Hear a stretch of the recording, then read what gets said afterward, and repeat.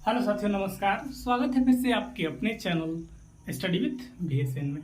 दोस्तों, पिछले क्लास में हमने आपको टाइम एंड डिस्टेंस से जुड़े पार्ट 2 को बताया और पार्ट 2 में हम लोग देखे कि जो सिंपल क्वेश्चन एग्जाम में पूछे जाते हैं उस तरह से क्वेश्चन को हम लोग बनाने का प्रयास पिछले क्लास में किए। ठीक है, आज की इस वीडियो में आपको बताया जाएगा रेलगाड़ी से संबंधित एग्जाम में जो भी टॉपिक, जो भी क्वेश्चन बनाए जाते हैं ना, वो चीज को आज हम लोग पार्ट वाइज करके देखने का प्रयास करेंगे। और हाँ, रेलगाड़ी से संबंधित एग्जाम में बहुत ही ज्यादा क्वेश्चन पूछे जाते हैं ना, एकदम आप उसको बेसिकली तरीका से समझिएगा। ठीक है, तो आइए चलिए सबसे पहले हम आपको इस चीज के बारे में, रेलगाड़ी से रिलेटेड जो भी सारे रूल्स है ना, जो भी सारे नियम है, वो चीज को पहले मैं आपको क्लियर कराऊंगा। ठीक है, उसके बाद हम आपको रेलगाड़ी से रिलेटेड जो भी एग्जाम में क्वेश्चन बनाए जाते हैं वो चीज को हम लोग बारी बारी से सिंपल बेसिक तरीका से बनाने का प्रयास करेंगे। ठीक है, चलिए ये देखिए, सबसे पहले शुरू करते हैं। क्या देखिए, पहले आप बेसिक चीज को समझिए। रेलगाड़ी के अंदर जो भी क्वेश्चन बनाए जाते हैं, जब तक आप बेसिक चीज को नहीं समझिएगा ना, उसके बारे में आप नहीं क्वेश्चन कर पाएंगे। ठीक है, इसलिए सबसे पहले आप उसके बारे के बेसिक चीज को समझिए। ठीक है, देखिए सबसे पहले तो जो हम लिखे हैं उसको आप गौर करिए अच्छे से, कि जब दो रेलगाड़ी एक ही दिशा में हो, देखिए सबसे बड़ा जो पॉइंट होता है ये होता है कि कोई रेलगाड़ी एक ही दिशा में हो। क्या हो? एक ही दिशा में, एक ही दिशा में मतलब सेम डायरेक्शन में हो, तो अब उनकी चालों का जो अंतर होता है सापेक्षिक चाल का। अब सापेक्षिक चाल का कहने का मतलब जो फाइनल चाल होता है वो हम कैसे निकालेंगे? जब रेलगाड़ी एक ही दिशा में हो। जब रेलगाड़ी एक ही दिशा में हो ना, तो सिंपल जो सापेक्षिक चाल निकलता है ना, दोनों का अंतर होता है। क्या होता है?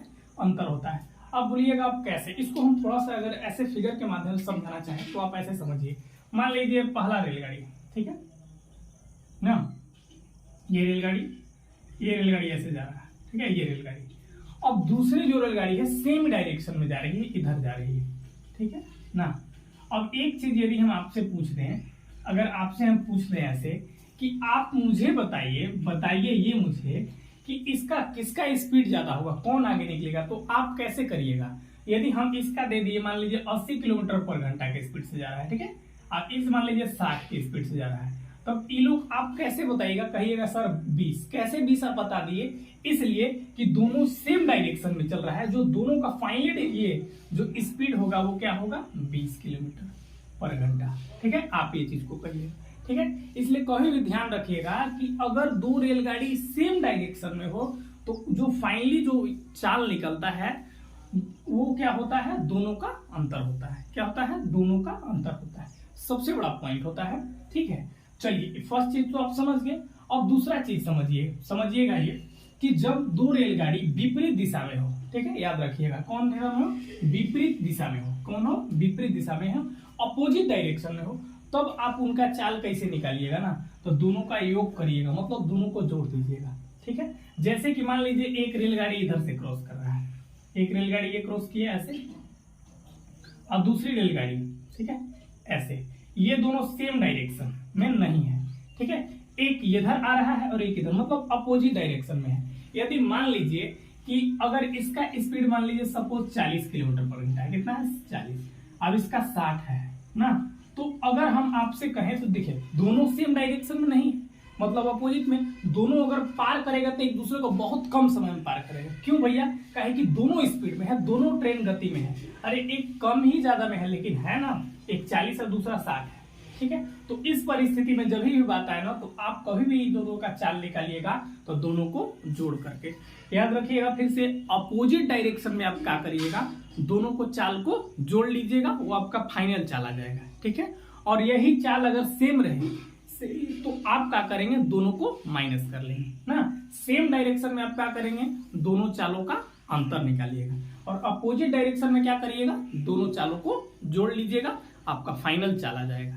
ठीक है, चलिए तो ये तो आप समझ गए हैं। ठीक है, कि आप यदि जब चाल अपोजिट हो तो जोड़ा जाता है, और क्या चीज हो? सेम डायरेक्शन में हो तो घटाया जाता है। एग्जाम में अगर देखा जाए तो यही दोनों पॉइंट से बहुत ही ज्यादा बार क्वेश्चन पूछे जाते हैं। ठीक है, इसलिए सबसे ज्यादा इंपॉर्टेंट ये और ये पॉइंट है। ठीक है, देखिए एग्जाम में आपसे पता है क्वेश्चन ऐसे पूछे जाते हैं कि चाल दे दिया रहेगा, अब पूछा जाए कि एक ट्रेन कोई पेड़ या खंबे को इतना सेकेंड में पार कर रहा है। ठीक है, इस तरह से क्वेश्चन बनाए जाते हैं। हम लोग अगले पार्ट में एकदम बेसिकली रूप से क्वेश्चन को बनाने का प्रयास करेंगे। ठीक है, अब देखिए अगला पॉइंट क्या है। देखिए, जब कोई रेलगाड़ी किसी स्थिर वस्तु को, जैसे स्थिर वस्तु में क्या होता है, पेड़ होता है, खंबा होता है, या व्यक्ति होता है, या प्लेटफॉर्म होता है, ऐसे पूछ लिएगा आपसे, को पार करे तो रेलगाड़ी को अपनी लंबाई के बराबर दूरी तय करनी पड़ती है। ठीक है, समझिएगा। मान लीजिए कोई ट्रेन पार हो रहा है, सपोज ऐसे ट्रेन पार हो रहा है, ये ट्रेन पार हुआ, ठीक है भैया।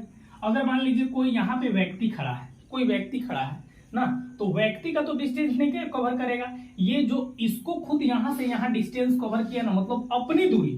ट्रेन इसको कब पार करेगा, जब पूरा ट्रेन यहाँ से यहाँ एंड कर जाएगा, इसको खत्म कर देगा, तब उस परिस्थिति में क्या होगा, ट्रेन अपनी लंबाई के बराबर दूरी तय करेगा ना, मतलब जो ट्रेन का लंबाई होगा वही दूरी होगा। कहने का मतलब ये चीज कह रहा है। ठीक है, तो ये थे 3 पॉइंट जो कि एग्जाम के पॉइंट ऑफ व्यू से बहुत ही ज्यादा बार पूछे जाते हैं। और बेसिक बोलिए इसको, एकदम बेस। देखिए, हम पहले बोल चुके हैं आपको कि एग्जाम में ये और ये पॉइंट, ठीक है, बहुत ही ज्यादा बार पूछे जाते हैं। और अक्सर जो क्वेश्चन बनाया जाएगा आपके एग्जाम के लिए ना, वो यही और इसी पॉइंट पे रहेगा। ठीक है, इसलिए आप कभी भी याद रखिएगा कि अपोजिट डायरेक्शन में क्या होता है, फाइनली चाल निकालने के लिए दोनों को जोड़ा जाता है। ठीक है, और वही जब डायरेक्शन सेम रहे तो आप क्या करेंगे, दोनों को अंतर करेंगे, दोनों को घटाएंगे। ठीक है, तो रेलगाड़ी से रिलेटेड एग्जाम के पॉइंट ऑफ व्यू से यही 3 टॉपिक थे जो पूछे जाते हैं। इसके अगले वीडियो में हम आपको बताएंगे कि इस पे आधारित जो भी क्वेश्चन बनाए जाते हैं, हम लोग उसको बारी बारी से बेसिक तरीका से समझने का प्रयास करेंगे। और हाँ, इससे पहले हमने आपको समय और दूरी से रिलेटेड पार्ट 2 और पार्ट 1 को बता दिया और पार्ट 3 को बता दिया।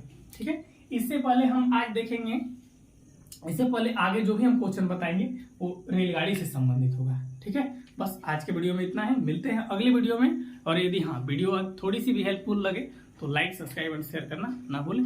धन्यवाद, जय हिंद।